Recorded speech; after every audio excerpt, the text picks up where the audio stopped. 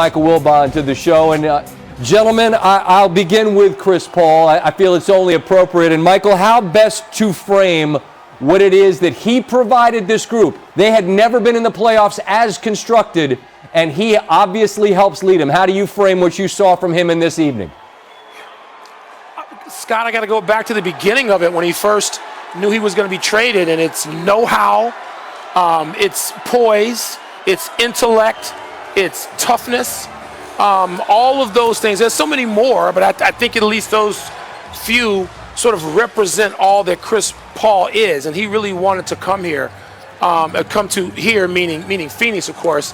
And I probably shouldn't tell this story. I'm going to tell it quickly because it's an off-the-record story. If Chris gets mad at me later, I'll put some money in a little jar. It's right. fine. But, we're working on a project, a Chris Paul generated project.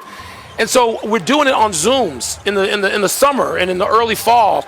And during one of the Zooms at the end, Chris says, "What are you going to do now? We're done." I go, "I don't know. I'll go out and hit some golf balls." He says, "No, I need a favor." I said, "What?" He goes, "Can you help me look for a house in Scottsdale?" I'm like, why would a guy who's already in L.A. with his family need a house in Scottsdale? And I said that, and he just pauses and he says, "Think, Mike, think." And I said, it took me a while, and I went, "Oh my God, this could happen." And what he talked about down there is the order that he talked about it. I mean, Booker, there were all those people involved, but Devin Booker was the big part. He, like the late, great Kobe Bryant, looked at Devin Booker very early on, and they each saw something that drew them. Mm-hmm. They loved everything about him. And so Chris wanted to play with Devin Booker, and he thought this could work. He thought it could work before anybody else thought it could work, other than maybe Devin. And so, but all of those things characterized the way Chris felt about coming to the Phoenix Suns at the beginning of the season. You know, Mike Wilbon isn't the only one with an off-the-court story about Chris Paul. As you well know, Scott, Michael Wilbon, I executive produced a project, Why Not Us, with Chris Paul for ESPN Plus earlier this year. And a lot of times we found ourselves talking off the record about what he felt about Devin Booker. And let me tell you something about Chris Paul. He's not well liked by a few people in the NBA because he's an acquired taste, Scott. He's a guy that gets in your face, in your mug. He's incredibly demanding. He pulls no punches. He holds you accountable. That ain't for everybody, but here's what you need to know about him. As much as he's not liked by some people, he's loved more by others and universally respected by everyone because of his leadership ability. And so when you see him with his teammates in Phoenix and you see the way that they have this level of adulation and affection for him, what that means is they've bought in. They recognized a long time ago that this guy that is an acquired taste, if we acquire that taste, we might just be champions one day. That's the kind of talk that they were having during this season when they were one of the top two teams in the Western Conference, and it came out tonight to reach fruition. This is about the leadership of Chris Paul. A game 6, a closeout game, fresh off of Paul George dropping 41. What does he do? Does he answer with 25 points and 15 assists? No, he drops 41. Real answer. With 8 assists in 35 minutes with 0 turnovers. I'm sorry.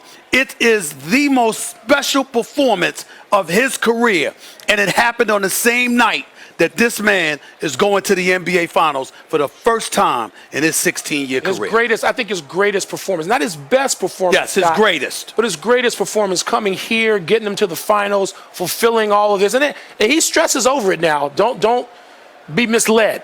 I mean, he wants this badly. And so for him to make this happen here, and as Booker said, I asked Booker once, what is it like now that you got to be accountable to this guy?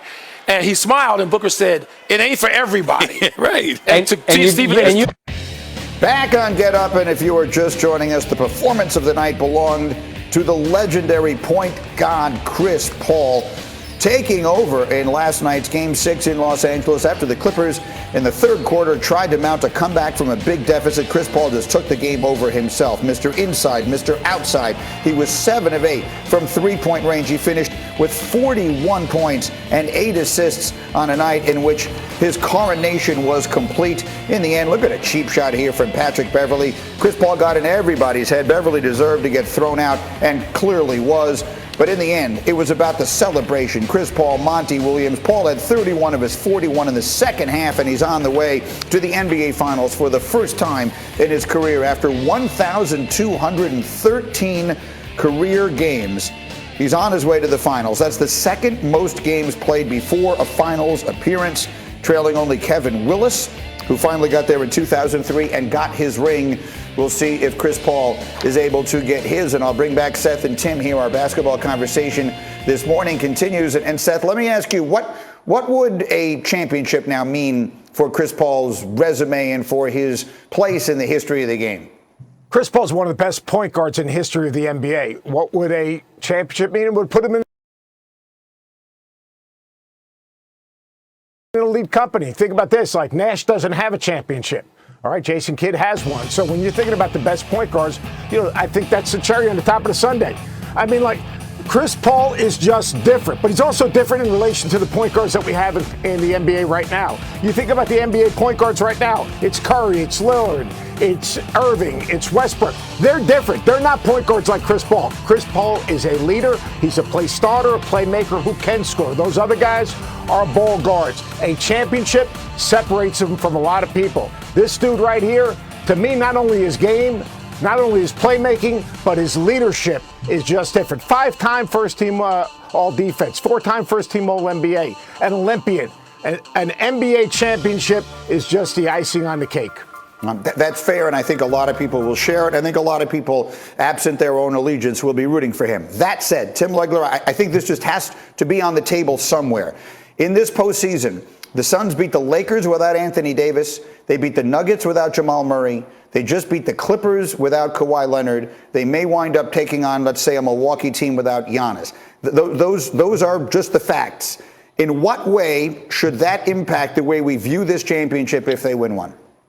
Well, we have to be realistic about it, right? And you have to say to yourself, if those guys are healthy, the landscape looks different in the NBA. You look at the Suns and look at their path and the way it's been cleared out. For me, if Jamal Murray stays healthy, and they made that Aaron Gordon trade, I'm making the Denver Nuggets the favorite.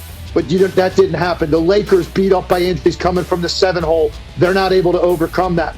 You get the Clippers without Kawhi Leonard. You get the Nets decimated. You get the Sixers taken out by Atlanta. So all these teams taken out. So you have to be realistic about, what this path looked like. But at the end of the day, that's only going to be in the moment, Greeny. Down the road, that's not going to matter. When we talk about this team in this season and the Phoenix Suns, if they're able to get this thing done and get across the finish line and win this championship, we're not going to remember that and talk about all that at the time. These are always products of the moment when you have teams that take certain paths. This is an overachieving team in relation to, are they a finals team? No, nobody saw this as a finals team.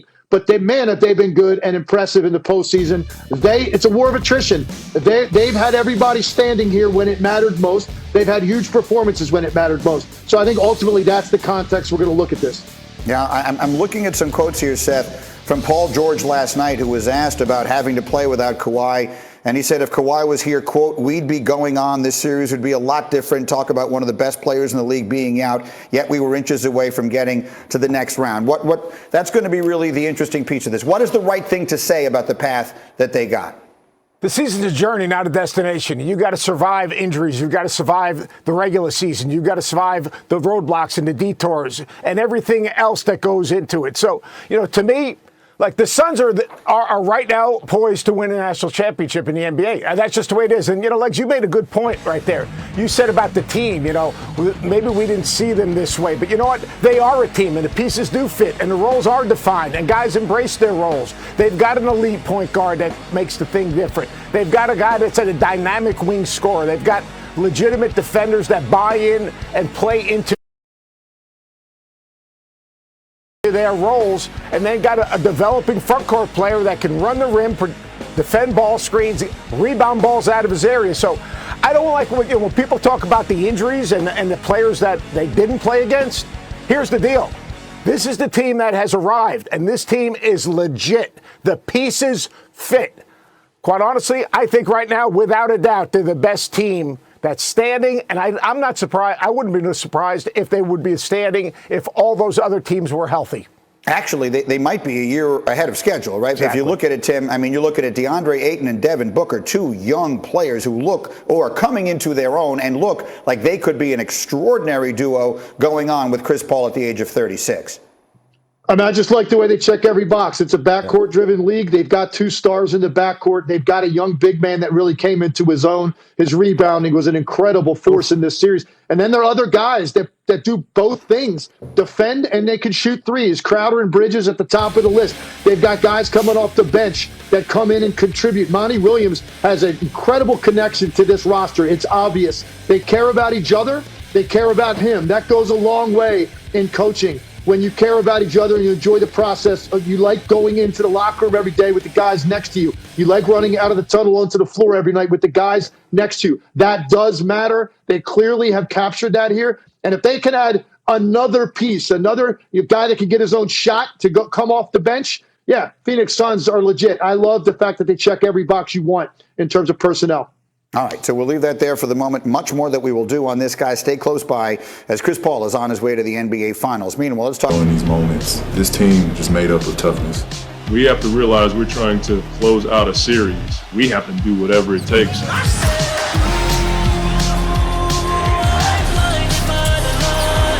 Chris Paul once again from downtown. Booker uses the screen beautifully and flushes. This is the deal. We don't give up. Paul step back three-pointer, puts it in, and the foul.